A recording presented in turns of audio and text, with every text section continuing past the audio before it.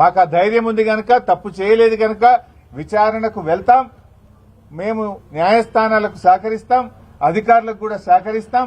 మాకు అధికారుల మీద గాని న్యాయస్థానం మీద గాని మాకు విశ్వాసం ఉంది. కేవలం రేవంత్ రెడ్డి మీద మాకు విశ్వాసం లేదు.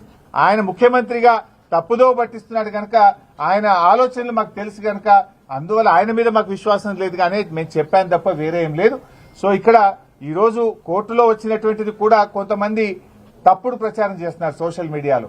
ఏదో శిక్ష పడ్డదనో, అసలు కేసే ఓడిపోయిందనో, ఏదో తప్పు జరిగిందనే విధంగా కొంతమంది సోషల్ మీడియాలో కొంతమంది కాంగ్రెస్ పార్టీ నాయకులు పిచ్చి కూతలు కూస్తా ఉన్నారు. ఇక్కడ చెప్పదలుచుకుంది ఏంటంటే అసలు విచారణే ప్రారంభం కాలేదు. ఇది తప్పుడు కేసు, దీన్ని క్వాష్ చేయాలని మేము వెళ్లాం. ఇక న్యాయస్థానం విచారణ జరగాలి అని అన్నదే తప్ప ఇక్కడ తప్పు జరిగిందనో, అవినీతి జరిగిందనో, శిక్ష వేసిందో అనే ప్రశ్నే లేదు ఇక్కడ. కానీ కొంతమంది ఏంటంటే ఏదో తప్పుడుగా సోషల్ మీడియాలో ప్రచారం చేస్తూ ఒక గోబల్స్ ను, ఒక తప్పుడు వార్తల్ని ప్రచారం చేసే ప్రయత్నం చేస్తున్నారు.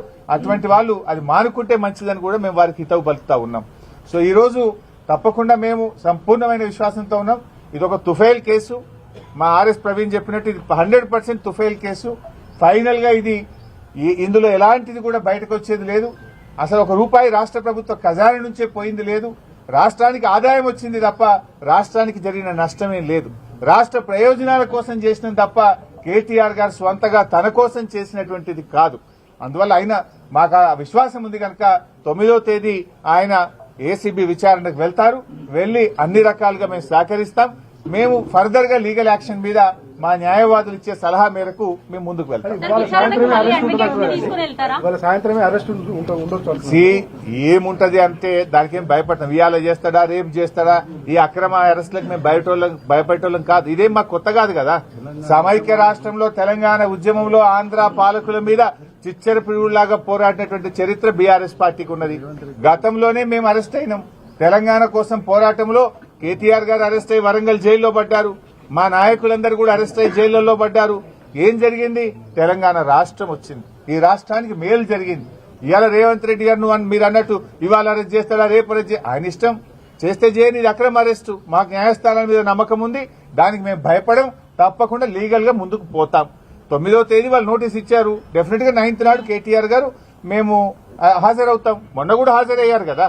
45 నిమిషాలు రోడ్డు మీద నిలబెట్టినా కూడా ఓపిగ్గా నిలబడి నేను విచారణకు వెళ్తాను అని అంటే కూడా వాళ్ళు విచారణకు లోపలికి తీసుకోకుండా రోడ్డు మీదనే ఆ లెటర్ తీసుకొని మాకు రిసీవ్డ్ కాపీ ఇచ్చారు. అడ్వకేట్ విషయంలో ఏం చేయాలి అనేది చూడాలి. గతంలో there are lot of precedences. Rahul Gandhi గారు ఈడీ ఆఫీస్కి పోతే వెంట అడ్వకేట్లు వెళ్ళలేదా? గతంలో అడ్వకేట్లు వెళ్ళలేదా? అడ్వకేట్లు వెళ్తే తప్పేంటి సార్? అది ఎలా చేయాలి, ఏం చేయాలి అనే విషయాన్ని మా లీగల్ టీమ్ తో డిస్కస్ చేస్తాం. Whatever the legal team advises we will follow that. Party పరంగా ఏం చేయబోతున్నారు? పార్టీ నేతలకు ఏం చేయాలని మేము ఆలోచిస్తాం. మేము కూడా డెఫినెట్ గా పార్టీ ముఖ్య నాయకులందరూ కూడా ఇక్కడ సమావేశం అయి ఉన్నాం. గవర్నమెంట్ యొక్క చర్యల్ని బట్టి పార్టీ పరంగా మేము ఎలాంటి నిర్ణయాలు తీసుకోవాలనే దాని మీద చేస్తాం. ఒకటి మాత్రం క్లియర్ బై సార్, ఆయన అరెస్ట్ చేయని, ఇంకా 100 కేసులు పెట్టని రేవంత్ రెడ్డి ప్రశ్నించడం ఆగది. రేవంత్ రెడ్డి ఈ ప్రభుత్వం ప్రజలకిచ్చిన హామీలు అమలు చేసే విషయంలో బీఆర్ఎస్ పార్టీ పోరాటం ఆగదు. We will go on fight. ఆయన మీద పోరాటం చేస్తూనే ఉంటాం. ఆయనను ప్రశ్నిస్తూనే ఉంటాం. వాళ్ళ అవినీతిని బయటపెడుతూ ఉంటాం. వాళ్ళ ఫెయిల్యూర్స్ ను కూడా ప్రజాక్షేత్రంలో బట్టబయలు చేస్తాం. ప్రజల పక్షాన, రైతుల పక్షాన, మహిళల పక్షాన, కార్మికుల పక్షాన మా పోరాటం కొనసాగుతుంది. బైసాబ్ దాని మీద నిన్ననే కేటీఆర్ గారు కూడా స్పష్టంగా చెప్పారు. గ్రీన్ కో ₹1 రాష్ట్ర ప్రభుత్వం ఇచ్చిందే లేదు. అసలు నీకు ఎవరికైనా కంపెనీకి నువ్వు సాయం చేస్తే వాడు నీకు ఉల్టా పైసలు ఇస్తే అక్కడ అవినీతి.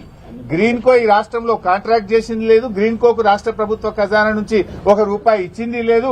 ఇంకా అవినీతి అనే ప్రశ్న ఎక్కడిది? గ్రీన్ కోకు ఏమిచ్చింది రాష్ట్ర ప్రభుత్వం? కాంట్రాక్ట్ ఇచ్చిందా, డబ్బులు ఇచ్చిందా? గ్రీన్ కోకు మేము చేసిన సాయం ఏంది? అసలు ₹1 గ్రీన్ కోనే ఉల్టా ఖర్చు పెట్టింది హైదరాబాద్ ఇమేజ్ కోసం, హైదరాబాద్ బ్రాండ్ ఇమేజ్ కోసం. గ్రీన్ కో వాళ్ళ సొంత డబ్బులు పెట్టి ఈవెంట్ నిర్వహించారే తప్ప రాష్ట్ర ప్రభుత్వం గ్రీన్ కోకి ఇచ్చింది అయితే ఏం లేదు కదా. హైదరాబాద్ మాదాపూర్ లోను, మచిలీపట్నంలోను ఏసీబీ రైట్స్ ఉల్లంఘన జరిగిన లేదా అన్నది తేల్చాల్సింది విచారణ సంస్థలు. కాకపోతే దాంట్లో కావాలని మీరు